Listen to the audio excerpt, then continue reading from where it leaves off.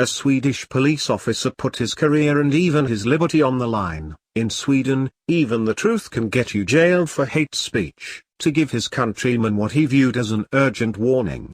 Writing on social media, the senior detective, Peter Springer, explained that Swedish authorities were covering up a massive crime wave among primarily African and Middle Eastern migrants that has law enforcement and the rest of society's institutions on the brink.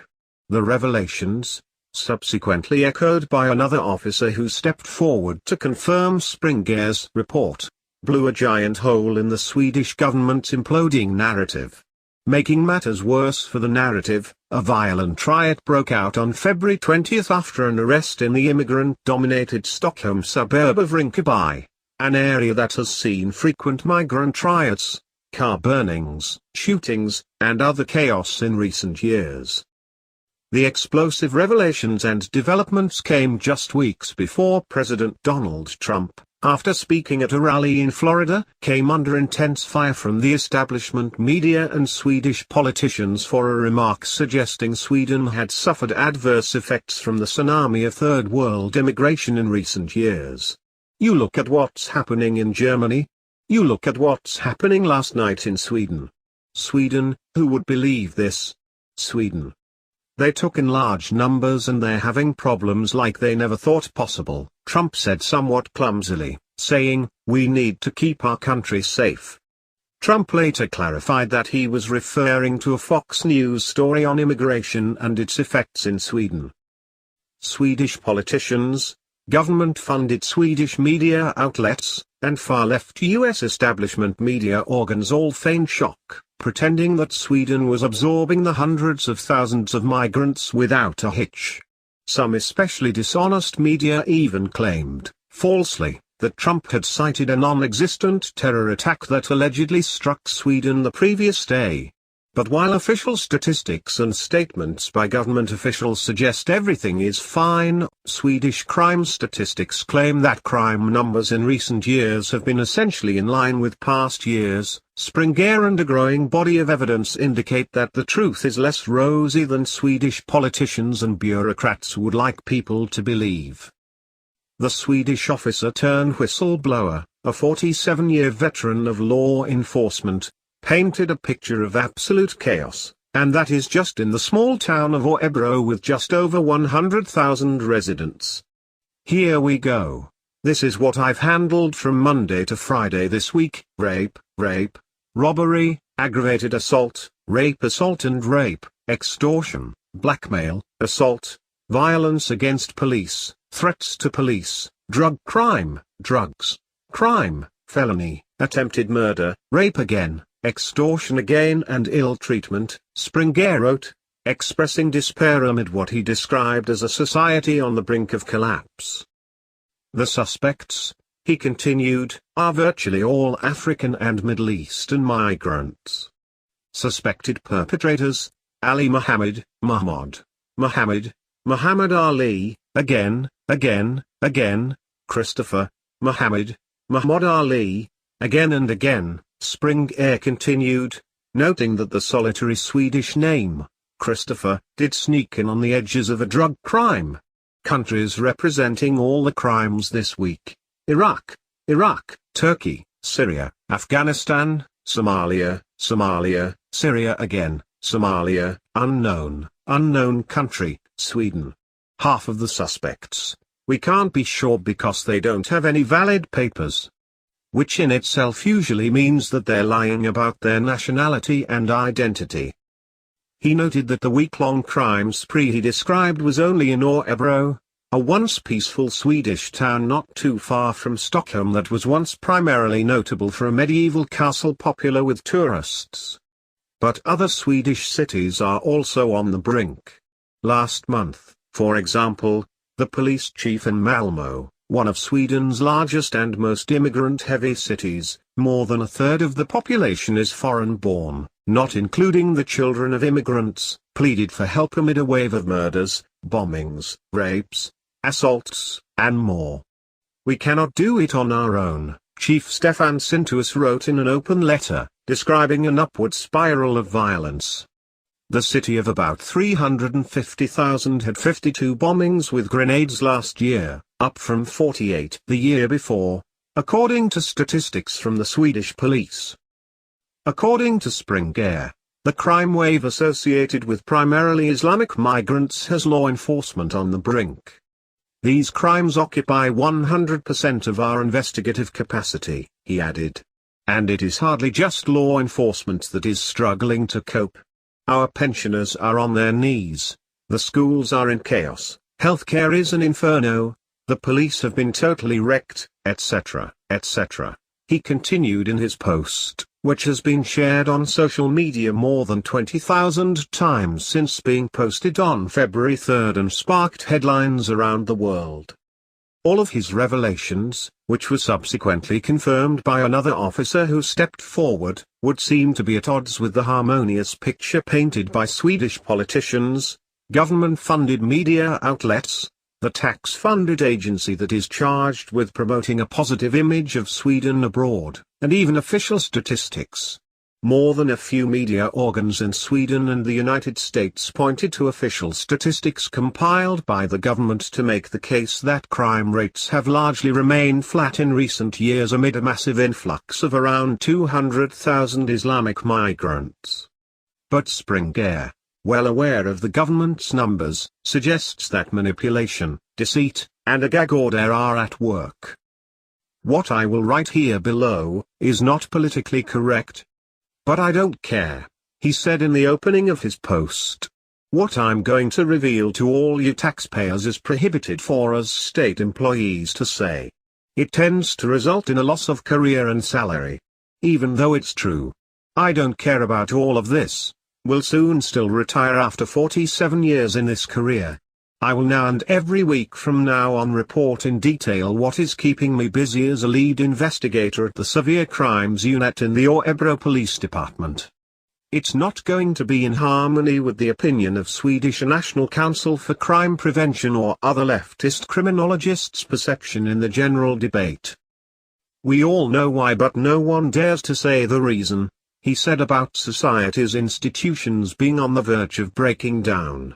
He argued, Sweden has always lived on the myth of being the ultimate perfect society with never-ending resources to be at the forefront when it comes to being the only politically correct option in a dysfunctional world. Also, looking at just the latest 2 years' statistics may miss the larger story, with Springer saying the situation with massive crime among migrants, and migrants disproportionately represented in crime, has been happening for the last 10 to 15 years. Over the last 15 years, Sweden has taken in some 650,000 asylum seekers. After the stunning revelations went viral in Sweden but before they became an international sensation, Swedish officials, as if to confirm Springer's accusations, announced that they were investigating the officer for alleged hate speech. It is a crime in the criminal code and I have decided to initiate a preliminary investigation of the crime, Maria Störup, chief prosecutor of the Special Prosecution Office in Malmö, was quoted as saying in Swedish media, almost all of which is funded by government.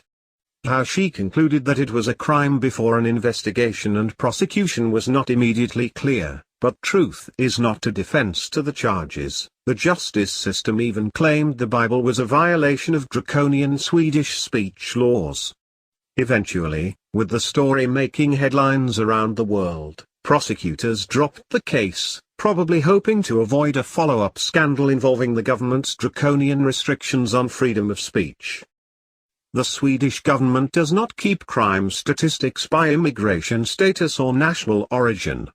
However, despite making up excuses, even top Swedish officials acknowledged the reality. Sweden's earlier figures and numerous international studies all show much the same thing, Justice Minister Morgan Johansson told a government-controlled media outlet. Minority groups are often overrepresented in crime statistics, but when controlling for socio-economic factors the overrepresentation of minority groups, disappears almost entirely.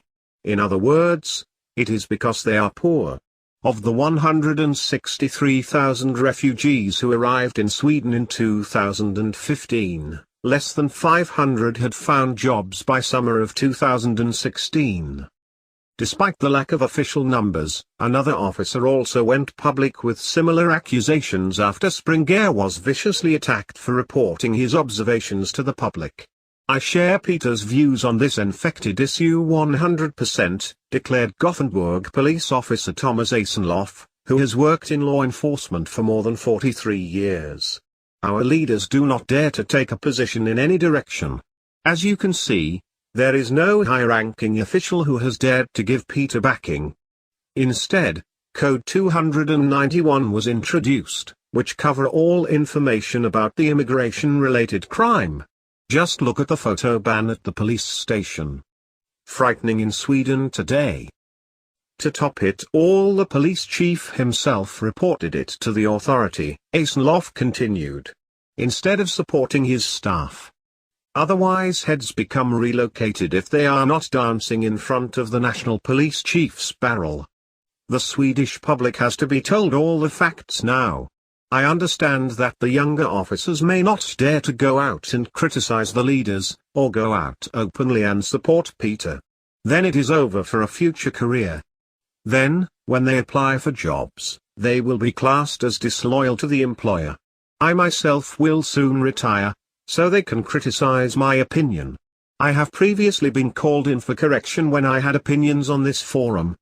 Now I believe that the ball has started rolling and maybe we can get the leaders to open their eyes and no longer deny the truth.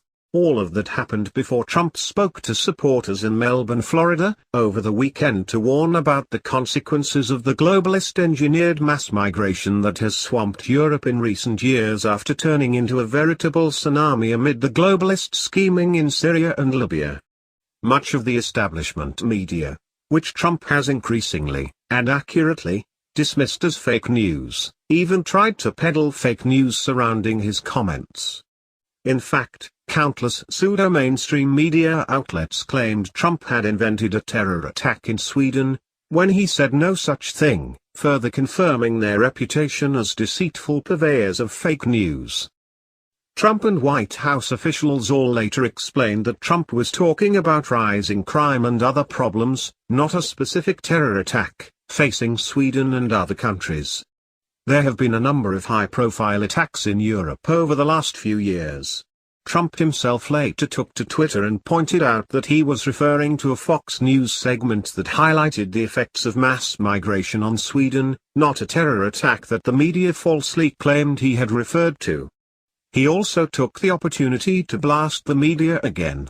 Give the public a break. The fake news media is trying to say that large-scale immigration in Sweden is working out just beautifully. Not. Trump tweeted. The segment Trump was referring to was on the Tucker Carlson show and featured information about a new documentary that highlights the escalating migration-related problems facing Sweden, such as surging rape levels, murder, no-go zones, and more. Carlson himself expressed dismay about how the media was missing the point. It seems like we may be missing the point of the story, which is there has been a massive social cost associated with the refugee policies and the immigration policies of Western Europe, he said on Fox. 50 years of immigration policy is coming to flower in Europe. We're not paying any attention. We're not drawing any of the obvious lessons from it. It's not working. That's the real point here. As the New American has documented extensively, the growing tsunami of migrants flooding into Europe from Africa, the Middle East, Asia, and beyond has the continent on the brink. And that is the point. In fact, globalists deliberately engineered the situation, first bombing and destroying multiple third world countries, Libya, Syria, Iraq, Afghanistan, and more, and then offering huge sums of tax money to migrants who made it to Europe. The United Nations has overseen much of the scheme. And now, with the problems becoming obvious for all to see, the same globalist establishment that caused the chaos is exploiting it to wage war on liberty, national sovereignty, and even nationhood as it has traditionally been understood. Humanity must resist, starting by holding the establishment perpetrators behind the tragic situation accountable.